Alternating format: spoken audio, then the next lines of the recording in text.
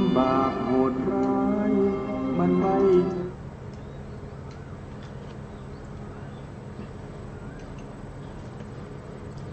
พุทธังสรณังกัจฉามิธัมมังสรณังกัจฉามิสังฆังสรณังกัจฉามิกราบนมัสการพระมหาเถระพระสังฆาธิการพระเถรานุเถระสวัสดีท่านผู้ฟังและผู้ชมทุกท่านกลับมาพบกับรายการพระไตรปิฎกลอยฟ้าครั้งนี้เป็นครั้งที่51ในเรื่องของเวทนานุปัสสนาสติปัฏฐานเวทนานุปัสสนาสติปัฏฐานเป็นข้อประพฤติปฏิบัติที่มีอยู่ในพระพุทธศาสนาแล้วก็มีอยู่ในศาสนาเดียวเท่านั้นศาสนาอื่นไม่มีซึ่งการตามกำหนดรอบรู้เวทนาด้วยอนุปัสสนาทั้ง7เนี่ยมีอนิจจานุปัสสนาตามเห็นเวทนาโดยความไม่เที่ยงทุกขานุปัสสนาตามเห็นเวทนาโดยความเป็นทุกข์อนัตตานุปัสสนาตามเห็นเวทนาโดยความเป็นอนัตตา4ก็คือตามเห็นเวทนาด้วย นิพพิทานุปัสสนาก็คือที่ตามเห็นเวทนาด้วยความน่าเบื่อไม่ใช่เพลิดเพลิน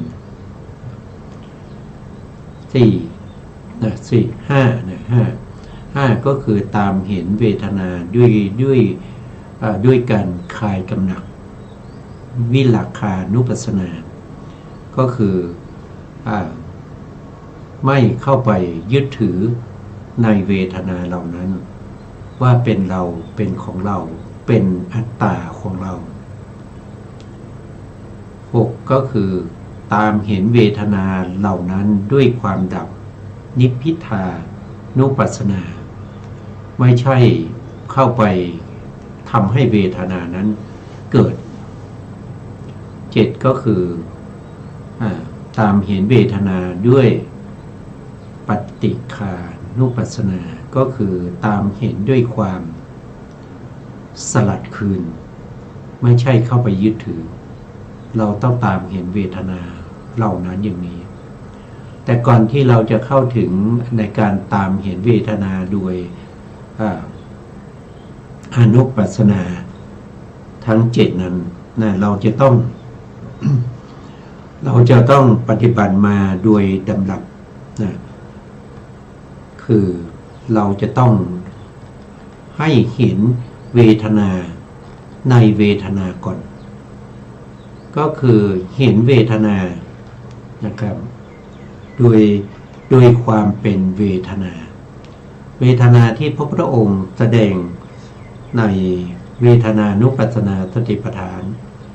ท่านแสดงเวทนาอยู่9อย่างด้วยกัน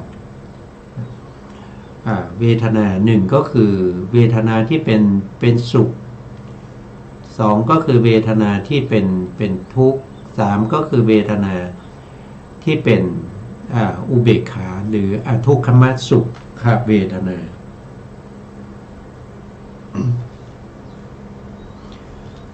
อันนี้ก็คือเวทนา3นะครับเวทนา3นั้นก็ขยายออกไปก็เป็นเวทนาที่มีอามิตรเวทนาที่มีอามิตรหรือเวทนาที่เป็นมีเหยื่อมีอามิตรก็คือมีเหยื่อหรืออาศัยเรือนหรือเขาเรียกว่าเป็นเวทนาที่เป็นไปในกามเวทนาที่เป็นไปในกามคุณอารมณ์ทั้งหลายมีการเห็นการได้ยินการรู้กลิ่นรู้รสรู้สัมผัสนึกคิดถึงอารมณ์ดีๆแล้วก็ยินดีติดใจด้วยสมนัตอย่างนี้ถือว่าเป็นเวทนาที่มีอามิตร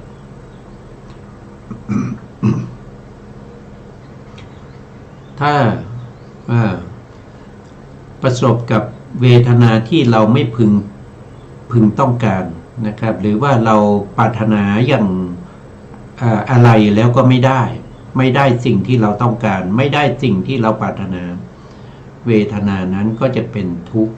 นะเป็นทุกข์เราจะเห็นคนนั้นคนนี้แต่เราไม่ได้เห็นกลับไปเห็นคนที่เราไม่ชอบอย่างนี้มันเป็นทุกขเวทนาที่มีอมิตรนะเป็นทุกขเวทนาที่มีอมิตรแล้วก็อุเบกขาเวทนาที่มีอมิตรก็คือเมื่อได้เห็นได้สัมผัสได้ดมกลิ่นอะไรทั้งหลายแล้วก็ไม่รู้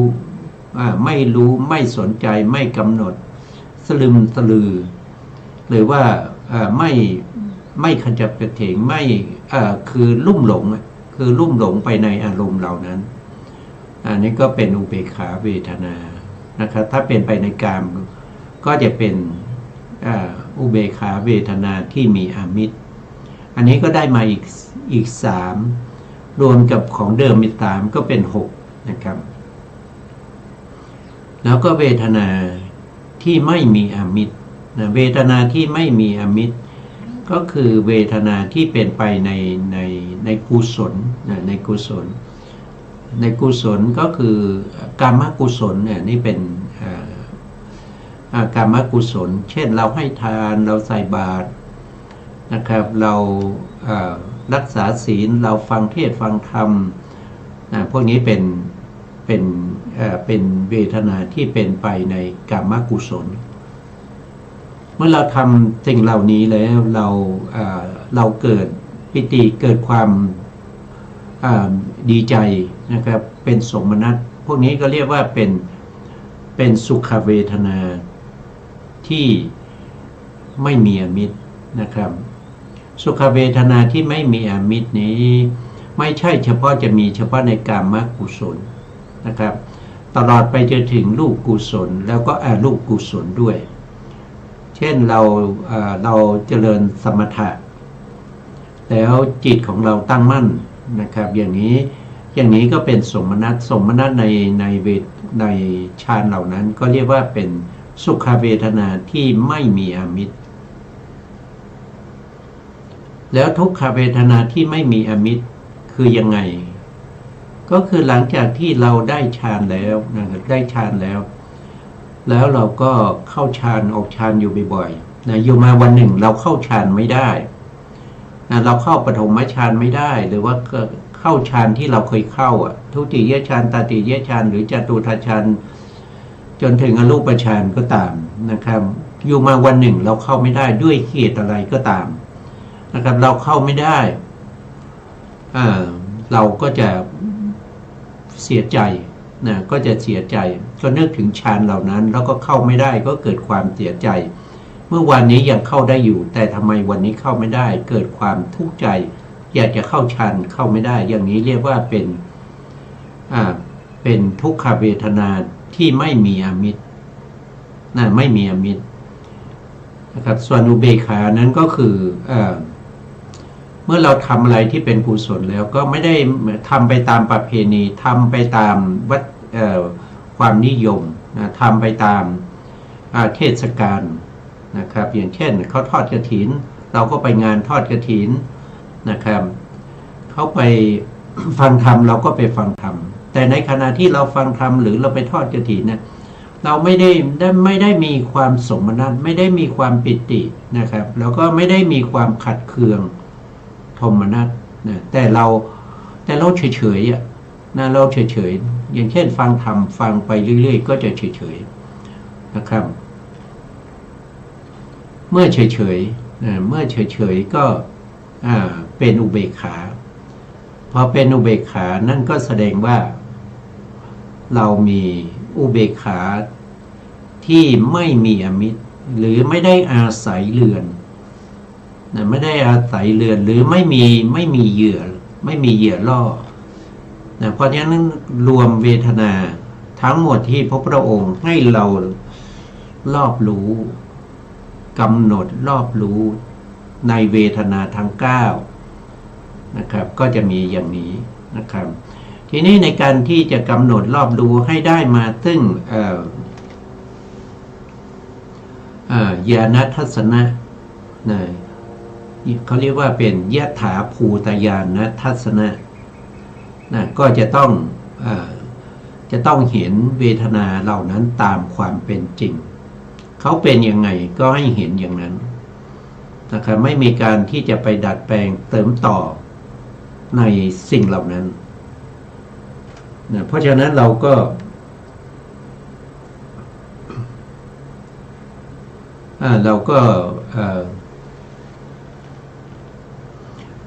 ตามรู้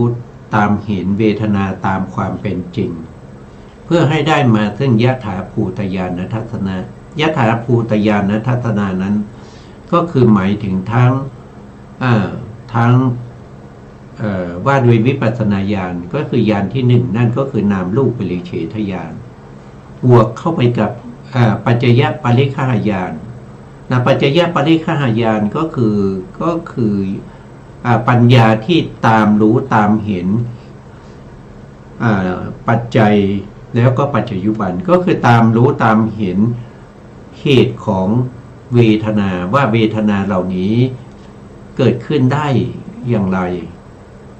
แล้วก็ตามรู้ตามเห็นความดับแห่งเวทนาว่าเวทนานี้จะดับไปได้ด้วยเหตุปัจจัยยังไงนี่ก็เป็นปัจจยปริฆาญาณก็คือเป็นตามเห็นเหตุและปัจจัยหรือปัจจัยและปัจจยุบันของเวทนานั้นอันนี้ก็เป็นการตามรู้เหตุและผลของเวทนาเพราะฉะนั้นเราก็จะต้องศึกษาให้รู้ในเรื่องของเหตุและปัจจัยเพราะว่าถ้าเราไม่รู้เหตุและปัจจัยเนี่ยเราก็ไม่สามารถที่จะตามรู้เวทนาเหล่านั้นโดยความเป็นเหตุและปัจจัยเพื่อให้เข้าถึงปัจจยปริฆาญาณนั้นเราจึงมาศึกษาในเรื่องของปัจจัยนะครับในเรื่องของปัจจัยครั้งที่แล้วเนี่ยเราก็ได้พูดถึงปัจจัย47นะครับปัจจัยนี้มีเฉพาะในพระพุทธศาสนานะครับไม่ได้มีในศาสนาอื่นนะครับถ้าใครที่ไ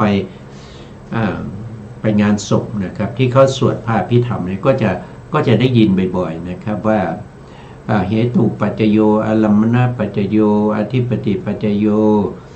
อนันตระปัจจโยสมานันตระปัจจโยปัจฉาชาตาปัจจโยอย่างนี้เป็นต้นนะครับอันนี้คือปัจจัยที่สัตว์ทั้งหลายเวียนว่ายตายเกิดอยู่ในสังสารวัฏนี้ถ้าว่าโดยปัจจัยใหญ่ๆก็มีเฉพาะ24ปัจจัยเท่านั้นเองแต่ถ้าว่าโดยปัจจัยที่แตกออกมาจากปัจจัย24ก็จะแตกออกมาเป็น47นะ47เป็นปัจจัยที่นิยมใช้กันอยู่นะครับหรือบางท่านอาจจะไปถึงปัจจัย51นะครับแล้วก็อันนั้นก็ขยายออกไปอีกทีหนึ่งนะปัจจัย24ครั้งที่แล้วเราก็ได้ศึกษาไปแล้วก็ไปดูรายละเอียดกันนะครับว่านะครับปัจจัย24นะครับก็มีตั้งแต่เหตุปัจจัยนะครับไม่รู้ว่าจำกันได้อยู่หรือเปล่านะครับปัจจัย24ก็เอาเฉพาะในส่วนข้างหน้านะครับส่วนข้างหน้าส่วนปัจจัยที่ขยายออกไปเนี่ยก็จะย่อหน้าเอาไว้นะครับอย่างเช่นตรงนี้นะครับอย่างเช่นอธิปติปัจจัยเนี่ยขยายออกไปเป็น2ปัจจัยอย่างนี้นะครับก็คือปัจจัยที่ไม่ได้จัดอยู่ในคือมันอยู่ในอธิปติปัจจัยนะครับว่าโดยปัจจัย24นะครับเราก็มาดูปัจจัย24นะครับเหตุปัจจโยธรรมที่ช่วยอุปการะด้วยความเป็นเหตุอารัมมณปัจจโยธรรมที่ช่วยอุปการะด้วยความเป็นอารมณ์อธิปติปัจจโยธรรมที่ช่วยอุปการะด้วยความเป็นอธิปดี นี่มีแยกไปอีก2ปัจจัยนะก็คือสหชาตาที่ปฏิปัจจัยอารัมมนาที่ปฏิปัจจัยนะครับส่วนรายละเอียดเราก็ได้พูดไปครั้งก่อนแล้วนะครับ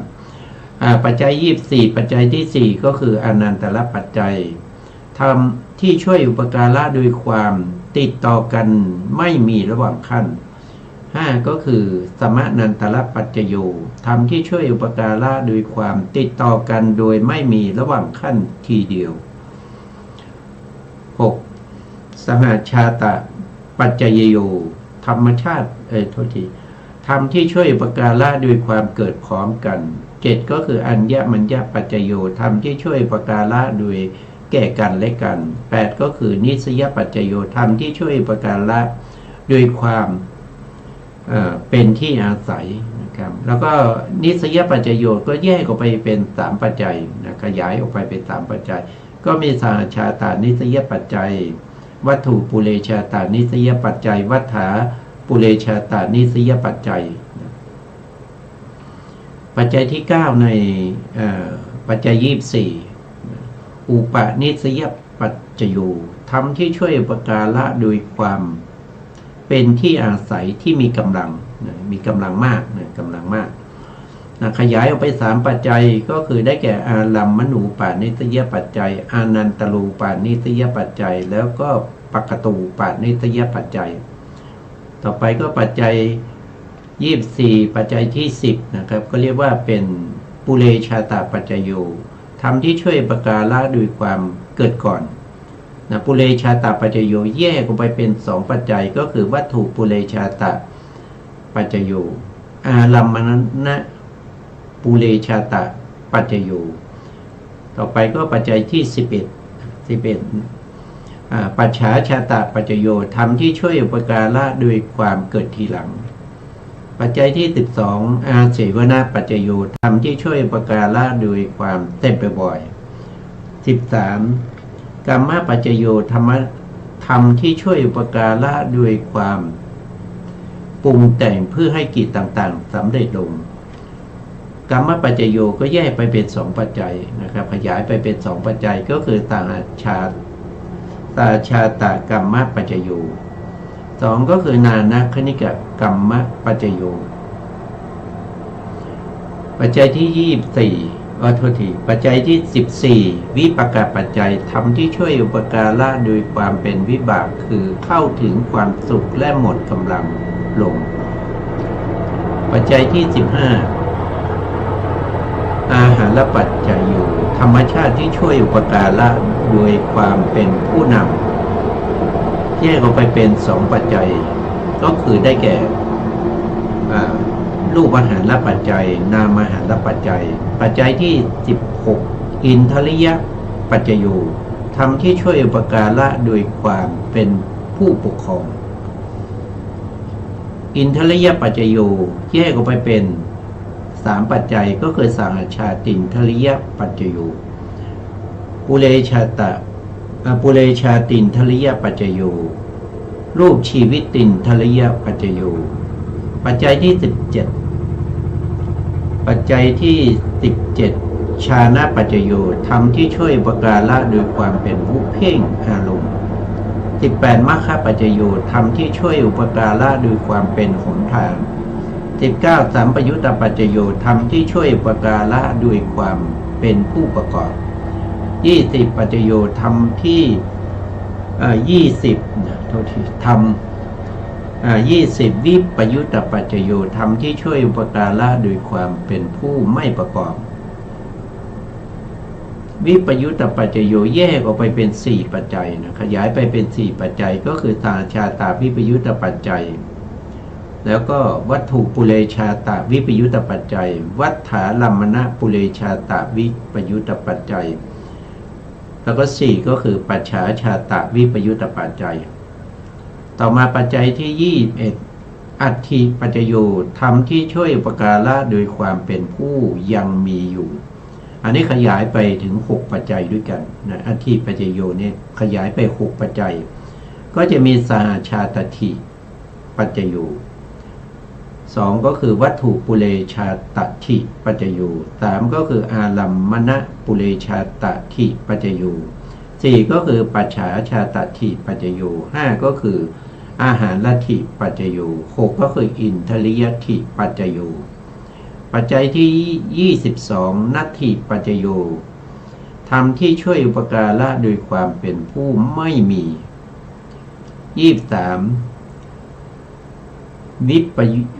วิคตะปัจจโยธรรมที่ช่วยอุปการะโดยความเป็นผู้ปราศจากไป24นะปัจจัยสุดท้ายนะปัจจัย24อาวิคตะปัจจโยธรรมที่ช่วยอุปการะโดยความเป็นผู้ยังไม่ปราศจากไปแยกเป็น6ปัจจัยนะครับก็จะเป็นสาชาตะอวิคตะปัจจโยวัตถุปุเรชาตะอวิคตะปัจจโยอาลัมมณปุเรชาตะอวิคตะปัจจโยปัจฉาชาตะอวิคตะปัจจโยอาหารละอวิคตะปัจจโยอินทริยะอวิคตะปัจจโยอันนี้ก็คือปัจจัย24นะครับแล้วก็มีบางปัจจัยนะครับที่ขยายออกไปนะขยายไปมีอยู่10ปัจจัยด้วยกันนะครับตามที่ได้ตามที่เราได้ศึกษาไปนะต่อมานะครับต่อมาท่านก็บอกว่า10ปัจจัยที่ขยายออกไปนั้นนะก็คืออะไรนะครับก็คือได้แก่ปัจจัยที่1ก็คืออธิปติปัจจัยอธิปติปัจจัยคือปัจจัยที่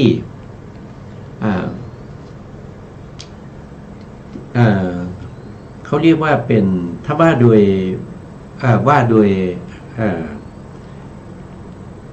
ยความหมายก็คือเป็นปัจจัยที่เป็นอธิปดีนะเป็นปัจจัยที่เป็นอธิปดีนะครับ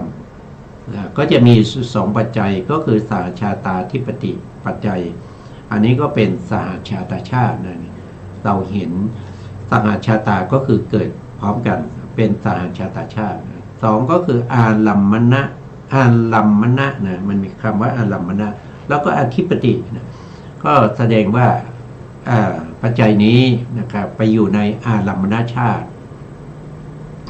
นะเดี๋ยวเราพูดถึงชาติทีนะก็เป็นอาลัมมนาธิปติปัจจัยนะปัจจัยที่2นะที่มีมากกว่า1ปัจจัยก็คือได้แก่นิสยปัจจัยมี3ปัจจัยก็คือสหชาตานิสยปัจจัยสหชาตาก็อยู่ในสหชาตชาติวัตถุปุเรชาตานิสยนี้เป็นวัตถุปุเรชาตชาติวัฏฐานลัมมณปุเรชาตานิสยปัจจัยอันนี้เป็นอาลัมมณชาติปัจจัยที่3ก็คืออุปาณิสยปัจจัยมี3ปัจจัยนะ3ปัจจัยก็คือมีอาลัมมณูปาณิสยปัจจัยมีคำว่าอาลัมมณะอยู่ข้างหน้านะอันนี้เป็นอาลัมมณชาตินะปัจจัยที่2ก็คืออนันตรูปาณิสยปัจจัยนะมีคำว่าอนันตละนะครับอันนี้ก็อยู่ในอนันตละชาติปักตูปาณิสยปัจจัยนะอันนี้เป็นปัจจัยโดยอันนี้เป็นปักตูปาณิสยปัจจัยนี่เป็นปักตูปาณิสยชาตินะครับอันนี้เป็นคือปักตูเนี่ยคือเหตุที่ได้กระทำไว้ดีแล้วนะครับเดี๋ยวเราก็จะไปพูดกันอีกทีนึงนะครับปัจจัยที่4นะที่มากกว่าที่มีมากกว่า1ปัจจัยนะก็คือปุเรชาตะปัจจัยมี2ปัจจัยก็คือวัตถุปุเรชาตะปัจจัยอันนี้อยู่ในวัตถุปุเรชาตชาตินะครับ2ก็คืออาลัมมณปุเรชาตะปัจจัยมีอาลัมมณะก็อยู่ในอาลัมมณชาตินะครับมีอาลัมมณะอยู่ข้างหน้านะต่อไป5นะครับ5ก็คือกรรมปัจจัยนะกรรมปัจจัยมี2ปัจจัยนะครับก็คือได้แก่อะไรก็คือได้แก่สหชาตากรรมปัจจัยอันนี้มีสหชาตะก็คือเป็นสหชาตชาติ2ก็คือนานาคณิกกรรมชาติโทษทีนานาคณิกกรรมปัจจัยนะครับก็อยู่ในนานาคณิกกรรมชาติปัจจัยที่6ที่มากกว่า1ปัจจัยก็คืออาหารและปัจจัยอาหารและปัจจัยมี2ปัจจัยก็คือรูปอาหารและปัจจัยแล้วก็อยู่ในรูปอาหารและชาติ และอีกอันหนึ่งก็คือนามอาหารและปัจจัย อันนี้อยู่ในสหชาตชาติแต่ไม่มีคำว่าสหะอยู่ข้างหน้านะครับ แต่อาศัยที่อาหารนี้เกิดพร้อมกันนะครับ เดี๋ยวไปพูดกันอีกทีอธิบายอีกทีต่อไป7นะครับ7ที่มีปัจจัยมากกว่า1ปัจจัยคืออินทริยปัจจโยหรืออินทริยปัจจัยนะมีอยู่3ปัจจัยด้วยกันก็คือสหชาติอินทริยปัจจัยนะครับเกิดพร้อมกันแล้วก็เป็นอินทรีย์ด้วยนะ2ก็คือปุเรชาตินทริยปัจจัยอันนี้คือเป็นวัตถุนะปุเรนะปุเรก็คือเกิดก่อนเป็นวัตถุนะวัตถุที่เป็นอินทรีย์อะไรที่เป็นอินทรีย์ก็จากขุนทรีย์อย่างเนี้ยโสตินทรีย์คานินทรีย์ชิวหินทรีย์กายอินทรีย์พวกนี้เป็นวัตถุนะเป็นวัตถุนะแล้วก็เป็นอินทรีย์ด้วยนะครับส่วนหัตถยรูปนั้นเป็นรูปนะเป็นรูปแล้วก็เกิดก่อนแต่ไม่ได้เป็นอินทรีย์นะไม่ได้เป็นอินทรีย์ปัจจัยที่3นะครับปัจจัยที่3นะในอินทริยปัจจัยนะครับรูปชีวิตตินทริยปัจจัยอันนี้เป็นรูปชีวิตตินทริยชาตินะครับต่อไปอันนี้เป็นปัจจัยที่8นะครับเป็นปัจจัยที่8เป็นปัจจัยที่8นะครับที่มีมากกว่า1ปัจจัยก็คือวิปยุตตปัจจัยมีอยู่4ปัจจัยมี4ปัจจัยก็คือได้แก่สหชาตวิปยุตตปัจจัยเป็นสหชาตชาตินะครับวัตถุปุเรชาตวิปยุตตปัจจัยเป็นวัตถุปุเรชาตชาติวัฏฐาลัมมนาปุเรชาตปัจจัยนี่เป็นอาลัมมนาชาตินะครับแล้วก็4นะ4ก็คือวิปยุตตปัจจัยอันนี้เป็น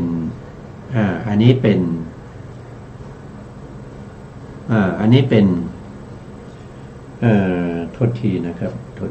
ทีนะอันนี้เป็น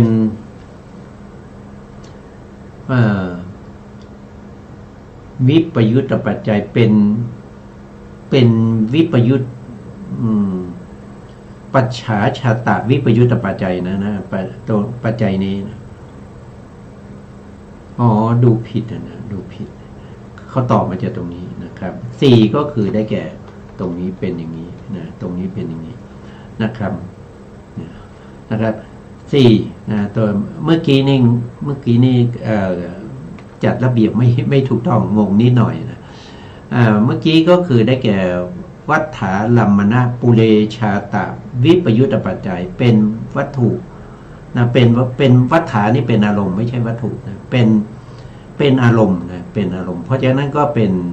อารัมมณชาตินะครับ4ก็คือปัจฉาชาตะวิปยุตตปัจจัยนะปัจฉาชาตะวิปยุตตปัจจัยนี้ก็คือ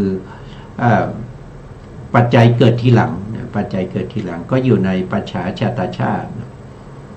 ปัจจัยที่9นะครับก็คืออธิปัจจัยนะครับก็อธิปัจจัยนี้ก็แยกไปตั้ง6ปัจจัยนะก็จะมีสหชาตทิปัจจัยเป็นสหชาตชาติ2ก็คือวัตถุปุเรชาตทิปัจจัยเป็นวัตถุปุเรชาตชาติ3อาลัมมณะปุเรชา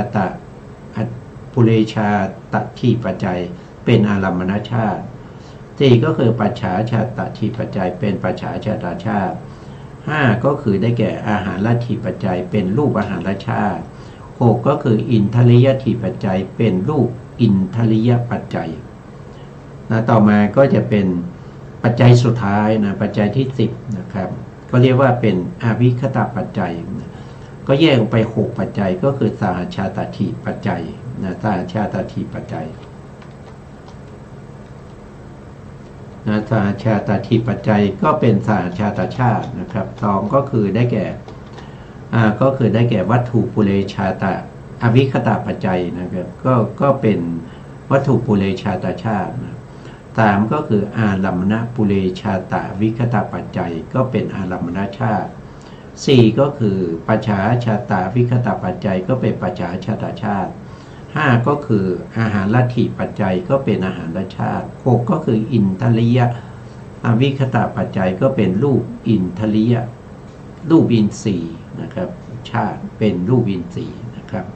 อันนี้ก็เป็นปัจจัยเป็นปัจจัยที่แยกออกมาจากปัจจัย24นะครับมีอยู่10ปัจจัยที่แยกออกไปนะครับทีนี้เราก็มาจำแนกโดยความเป็นชาตินะครับตรงนี้ชาตินี้เขาแบ่งออกเป็น9ชาตินะครับทำไมต้องแบ่งออกเป็น9ชาติก็ต้องรู้กันว่าถ้าเราแบ่งออกเป็นชาติอย่างนี้ในการคิดหาอะไรก็คิดหาปัจจัยปัจจัยของแต่ละองค์ธรรมเนี่ยมันจะหาได้ง่ายกว่าเพราะว่ามันจะมีสภาวะธรรมที่เหมือนกันในชาติหนึ่งเนี่ยนะครับเขาจะมีปัจจัยมารวมกันในสภาวะธรรมที่เหมือนกันที่มีองค์ธรรมเหมือนกันในส่วนที่เป็นปัจจัยแล้วก็ปัจจัยยุบันนะครับก็จะมาจัดเป็นชาติมาจัดเป็นชาติพอให้ง่ายต่อการคิดหาปัจจัยนะครับไม่ใช่จัดไว้กู้นะครับไม่ใช่จัดไว้กู้ท่านบอกว่าการแบ่งชาติในปัจจัย24หรือ47มีอยู่9ชาติด้วยกันมีอยู่9ชาติหนึ่งก็คือสหชาตะสหชาตชาติก็จะมีอยู่15ปัจจัยสหชาตชาตินี่ก็คือหมายถึงว่าปัจจัยกับปัจจัยยุบันเนี่ยเกิดพร้อมกันอย่างเช่นตัวที่เป็นเหตุกับตัวที่เป็นผลเนี่ยเขาเกิดพร้อมกันถ้าเกิดพร้อมกันอย่างนี้เราก็จัดอยู่ในสหชาตชาตินี้เพราะสหชาตชาติก็จะมีอยู่15ปัจจัยด้วยกันส่วนจะมีปัจจัยอะไรบ้างเขาจะแยกไงเดี๋ยวเราก็จะว่ากันต่อไปนะครับ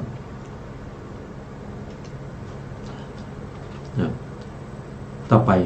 ไปก็จะเป็นอารัมมณชาติอารัมมณชาติเนี่ยมีอยู่8ปัจจัยนะครับเอาสภาวธรรมทั้งหลายนะครับที่มาอยู่ในอารัมมณชาตินั้นจะต้องมีลักษณะก็คือนะครับปัจจัยนั้นจะต้องเป็นอารมณ์ปัจจัยต้องเป็นอารมณ์ปัจจัยยุบันคือตัวผลเนี่ยปัจจัยยุบันคือผลตัวผลเนี่ยจะต้องไปรู้อารมณ์นั้นเป็นปัจจัยอารมณ์เป็นผู้ถูกรู้เป็นปัจจัยให้แก่ตัวรู้ที่เข้าไปรู้ตัวรู้ที่เข้าไปรู้นั้นเป็นปัจจัยยุบันเพราะฉะนั้นตัวรู้ที่เข้าไปรู้นั้นก็จะมีเฉพาะจิตกับเจตสิกเพราะเป็นสภาพที่รู้อารมณ์นะครับส่วนที่เป็นอารมณ์เนี่ยอารมณ์เนี่ยมีทั้งที่เป็นจิตเป็นเจตสิกแล้วก็เป็นรูปตลอดไปจนถึงนิพพานด้วยตลอดไปจนถึงบัญญัติด้วยนะครับอันนั้นก็คืออารมณ์อารมณ์นี้จะมีมากกว้างขวางอารมณ์6นะครับเป็นปัจจัยให้แก่จิตได้เจตสิกซึ่งเป็นผู้รู้เข้าไปรู้นี่คือเงื่อนไขของเขานะครับก็คือหมายถึงว่าปัจจัยเป็นอารมณ์ปัจจัยยุบันเป็นผู้รู้อารมณ์นั้นก็จะอยู่ในอารัมมณชาติต่อไปในชาติที่3ก็เรียกว่าอานันตรชาติอานันตรชาติเนี่ยก็คือปัจจัยกับปัจจัยยุบันเนี่ยเกิดติดต่อกันโดยไม่มีระหว่างขั้นก็คือปัจจัยเกิดก่อนแล้วก็ปัจจัยดับไปแล้วปัจจัยยุบันจะเกิดต่อทันทีปัจจัยเกิดขึ้นแล้วก็ดับไปนะครับปัจจัยยุบันก็จะเกิดต่อตรงที่ปัจจัยดับไปนั้นเกิดต่อตรงนั้นทันทีเลยอันนี้ก็คือผู้ที่รู้ในเรื่องของวิถีจิตก็จะสามารถคำนวณหาปัจจัยตรงนี้ได้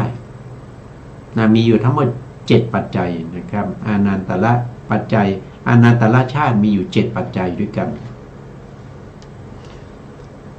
ต่อไปวัตถุปุเรชาตชาติวัตถุปุเรชาตชาตินี่มีอยู่6ปัจจัยมีอยู่6ปัจจัยก็คือปัจจัยจะเป็นวัตถุแล้วก็เกิดก่อนเป็นวัตถุแล้วก็เกิดก่อนเพราะฉะนั้นวัตถุในทางพุทธศาสนานี้ก็จะมี6อย่างนะครับมีอยู่6อย่างมี6อย่างก็จะมีวัตถุที่เป็นจักขูวัตถุนะครับเป็นที่อาศัยเกิดของจักขูวิญญาณอย่างเนี้ย นะก็คือปัสสาตานะเป็นที่อาศัยเกิดของจิตที่ชื่อว่าจักขุวิญญาณนะครับเพราะฉะนั้นปัจจัยนี้ก็คือหมายถึงว่าปัจจัยนั้นก็คือได้แก่วัตถุรูปหกนะครับแล้วปัจจุบันนั้นก็คือได้แก่จิตและเจตสิกนะหรือเรียกว่านามนะครับนามหรือวิญญาณธาตุเจ็ดนะเป็นผู้อาศัยอย่างเช่นจักขุวิญญาณก็อาศัยจักขุวัตถุอย่างนี้โสตวิญญาณก็อาศัยโสตวัตถุคานาวิญญาณก็อาศัยคานาวัตถุชิวหาวิญญาณก็อาศัยชิวหาวัตถุกายวิญญาณก็อาศัยกายวัตถุแล้วก็จิตที่เหลือก็คือได้แก่มโนธาตุสามแล้วก็มโนวิญญาณธาตุเท่าไหร่76นะครับก็อาศัยหาทายวัตถุนั้นหาทายวัตถุเกิดก่อนและยังตั้งอยู่นะครับมโนธาตุและมโนวิญญาณธาตุก็มาอาศัยเกิดได้นี่ก็เป็นเรียกว่าเป็นวัตถุปุเรชาตชาติในชาติที่5นะครับก็เรียกว่าปัจฉาชาตชาติปัจฉาชาตชาติท่านบอกว่าปัจจัยนั้นก็คือได้แก่จิตได้แก่จิตและเจตสิกนะครับก็คือได้แก่จิต85นะจิต85ทำไมไม่เป็น89นะครับก็เพราะว่าเว้นรูปวิบากไปนะรูปวิบากนะครับเป็นจิตที่ไม่อาศัยวัตถุนะไม่อาศัยวัตถุแล้วก็ไม่คือรูปเนี่ยเขาไม่มีในภพภูมินั้นเขาไม่มีรูปเขาไม่มีรูปเพราะฉะนั้นเขาก็รูปนั้นก็ไม่ได้อาศัยรูปนะไม่ได้อาศัยรูปไม่ได้อาศัยรูปนะครับไม่ได้อาศัยรูปเกิดขึ้นนะครับอันนี้วันนี้มีปัญหาเล็กน้อยนะก็เรียกว่าเป็นปัจฉาชาตชาติก็คือปัจฉาคือทีหลังก็คือจิตและเจตสิกที่เกิดทีหลังนะครับที่เกิดทีหลังเนี่ยช่วยอุปการะแก่รูปทั้ง4สมุฏฐานนะครับรูปทั้ง4สมุฏฐานต่อไปก็จะเป็นชาติที่6ก็คืออาหารชาติก็จะมีอยู่3ปัจจัยนะก็อันนี้ก็คือได้แก่รูปอาหารนะครับรูปอาหารที่เรียกว่าเป็นโอชานะครับโอชาทั้งภายใน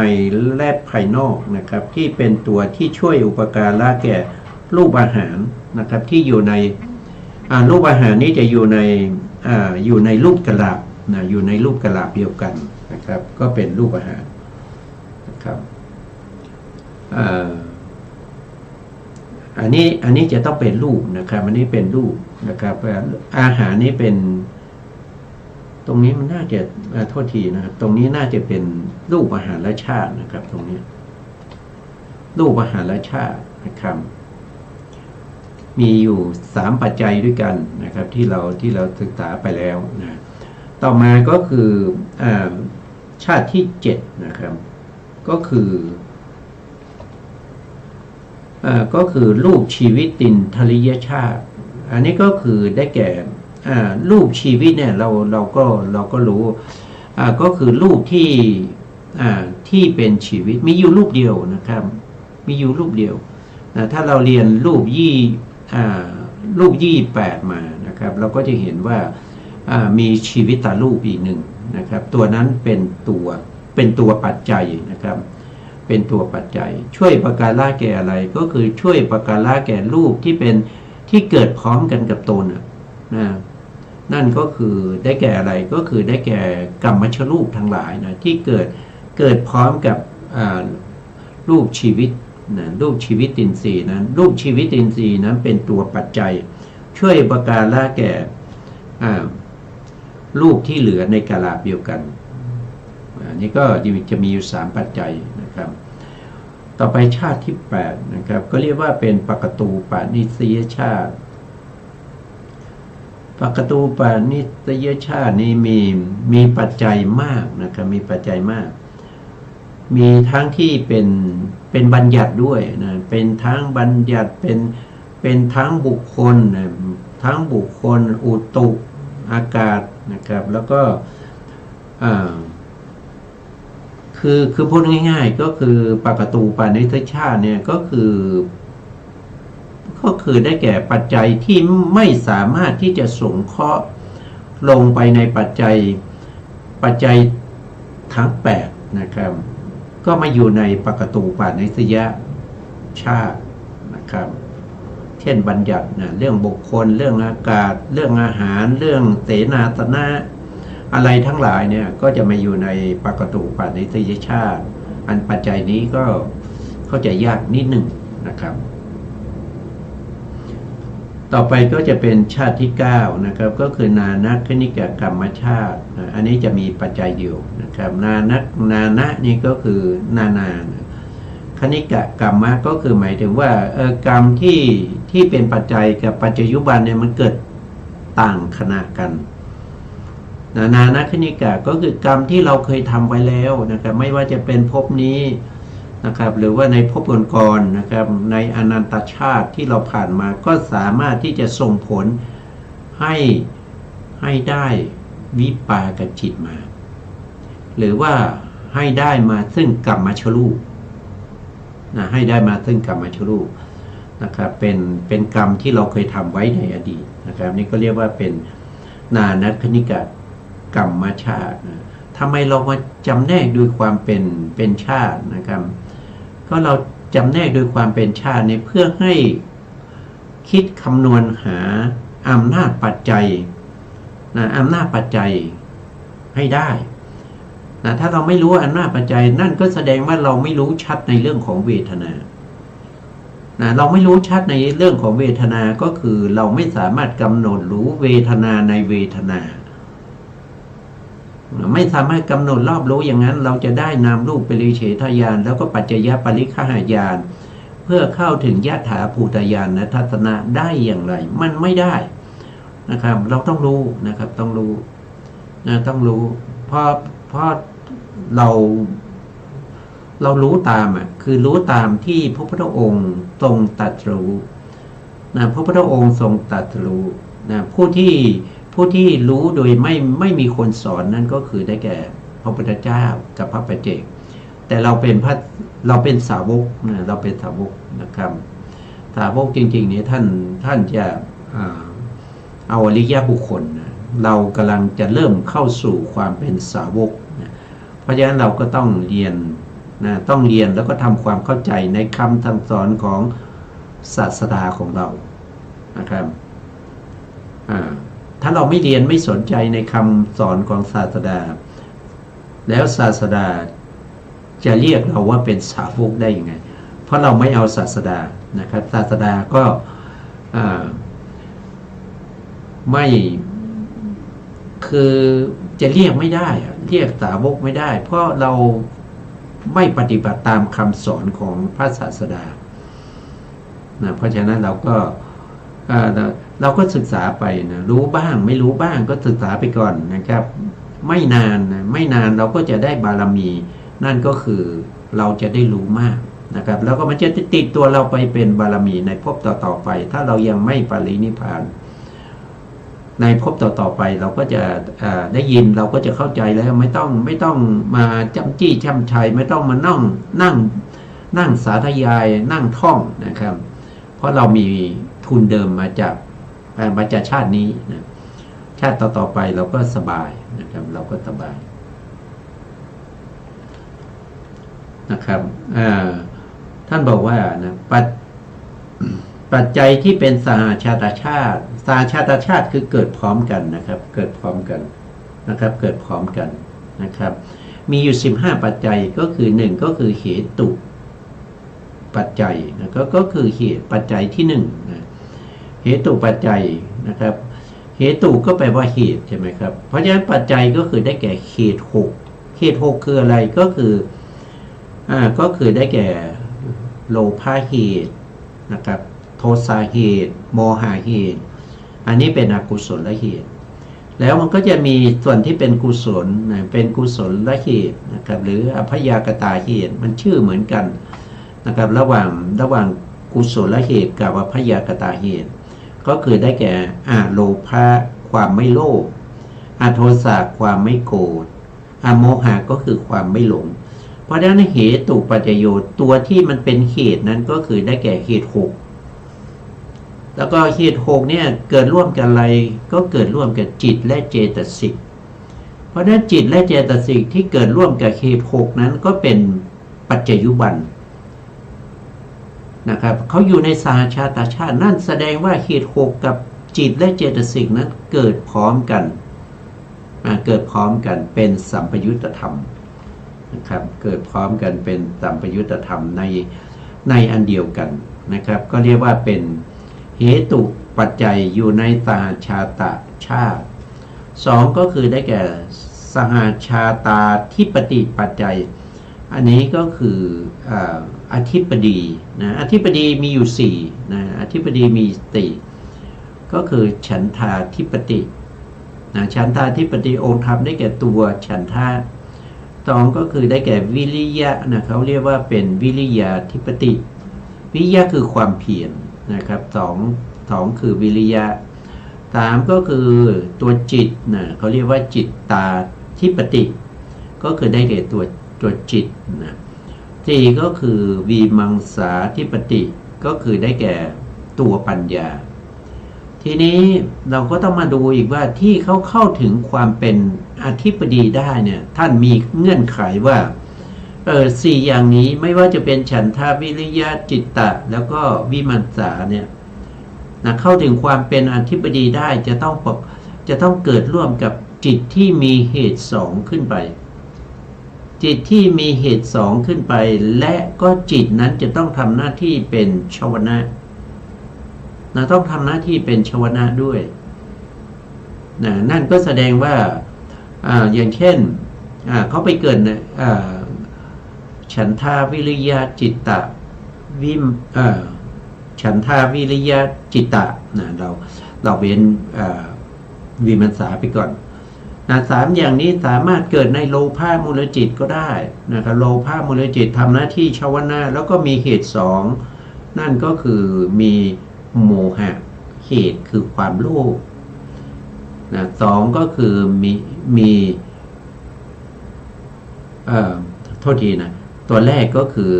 มีโลภะเหตุนะคือความโลภนะมีโลภะเหตุคือความโลภตัวที่สองก็คือโม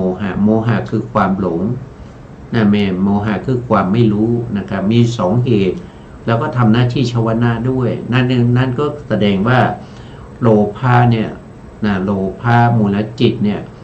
ในโลภะมูลจิตนั้นที่เกิดขึ้นเนี่ยเขาสามารถจะเป็นสหชาตาธิปติปัจจัยได้เพราะเขามีทั้งตัวที่เป็นปัจจัยแล้วก็ตัวที่เป็นผลก็คือตัวเจตสิกอื่นๆหรือตัวโลภะมูลจิตในขณะที่ไม่ได้เป็นอธิปดีแต่ตัวที่เป็นอธิปดีคือฉันทะวิริยะแล้วก็จิตนะครับในขณะนั้นนะครับเอาแต่ละขณะว่านะครับแต่ธรรมเหล่านี้เขาเกิดพร้อมกันนะครับก็เลยเรียกว่าเป็นสหชาตาธิปติปัจจัยอันนี้เป็นสหชาตชาตินะครับต่อไปก็จะเป็นสหชาตชาติสหชาตชาติก็คือเกิดพร้อมกันอะไรที่เกิดพร้อมกันก็คือจิตและเจตสิกเกิดพร้อมกันก็เป็นสหชาตชาตินอกจากจิตและเจตสิกแล้วยังมีอีกไหมนะท่านก็บอกว่ายังมีนะครับอย่างเช่นจิตกับรูปเนี่ยเกิดพร้อมกันอะไรล่ะรูปอะไรเกิดพร้อมกันนะท่านก็บอกว่าตรงที่ปฏิสนธิการนั้นนะครับก็จะมีหัตถยวัตถุในปัญจโวการภูมินะผู้ที่เกิดในปัญจโวการภูมิก็มีหัตถยวัตถุเกิดพร้อมกับปฏิสนธิจิตนะเกิดพร้อมกับปฏิสนธิจิตก็เรียกว่าเป็น เป็นสหชาตชาตินะครับหรือว่ากรรมชรูปอื่นๆที่เกิดพร้อมกันนั้นก็เป็นสหชาตชาติได้เพราะเขาเกิดพร้อมกันนะเขาไม่ได้ดับพร้อมกันเขาเกิดเอาเฉพาะตรงที่เกิดพร้อมกันเท่านั้นนะนอกจากนั้นในประวัติการในประวัติการยังมีอย่างเช่นจิตตชรูปจิตตชรูปนี้เกิดที่อุปาทขณะของจิตทุกๆดวงนะครับเว้นทวิปัญจวิญญาณจิตติดแล้วก็เว้นอรูปวิบากตีนะครับก็เว้นไป14ดวงนะครับจิตนอกนั้นสามารถที่จะทำให้จิตตชรูปเกิดนะเพราะฉะนั้นจิตตชรูปที่เกิดขึ้นที่อุปาทขณะของจิตเหล่านั้นก็สามารถที่จะเป็นสหชาตชาติได้ต่อไปทำไมตรงนี้เป็น5นะครับตรงนี้ทำไมเป็น5เหตุปัจจัยนะสาชาตาธิปติปัจจัยแล้วก็เดี๋ยวผมดูเอกสารนิดหนึ่งนะครับมันมีอยู่15ปัจจัยนะครับหายไปอัญญมัญญปัจจัยนะครับเป็นที่5นะอัญญมัญญปัจจัยก็ได้แก่อะไรนะก็ได้แก่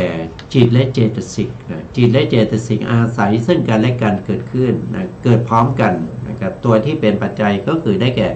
ตัวจิตกับเจตสิกนะครับตัวไหนเป็นปัจจัยตัวที่เหลือก็เป็นปัจจยุบันนะครับอันนี้ก็เป็นอัญญมัญญปัจจัยครับต่อมาก็จะเป็นสห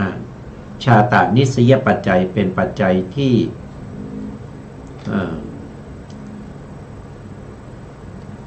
เป็นปัจจัยที่5นะครับตรงนี้จะต้องเรียงใหม่นะครับว่าตัวไหนที่มันหายไปก็คือปัจจัยที่5ก็คือสาชาตานิสยปัจจัยนะสาชาตาก็คือเกิดพร้อมกันนิสยก็คือเป็นที่อาศัยนะเป็นที่อาศัยเกิดของธรรมที่เกิดพร้อมกันมันเกิดพร้อมกันนะสาชาตานิสยปัจจัยนะครับก็ถ้าว่าด้วยตัวองค์ธรรมนะครับว่าโดยตัวองค์ธรรมได้แก่อะไรนะเราสาชาตานิสยปัจจัยนะก็คือคือเกิดพร้อมกันแล้ว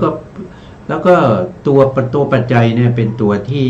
เกิดพร้อมกับปัจจุบันนะแล้วก็ตัวปัจจัยก็ยังเป็นที่อาศัยเกิดของตัวปัจจุบันนะอันนี้เป็นปัจจัยที่5นะครับอันนี้ท่านเรียงเลขมาไม่ถูกนะครับทำไมเป็นต้องเป็น6นะครับโทษทีนะครับอันนี้ก็เป็น7นะครับเป็นปัจจัยที่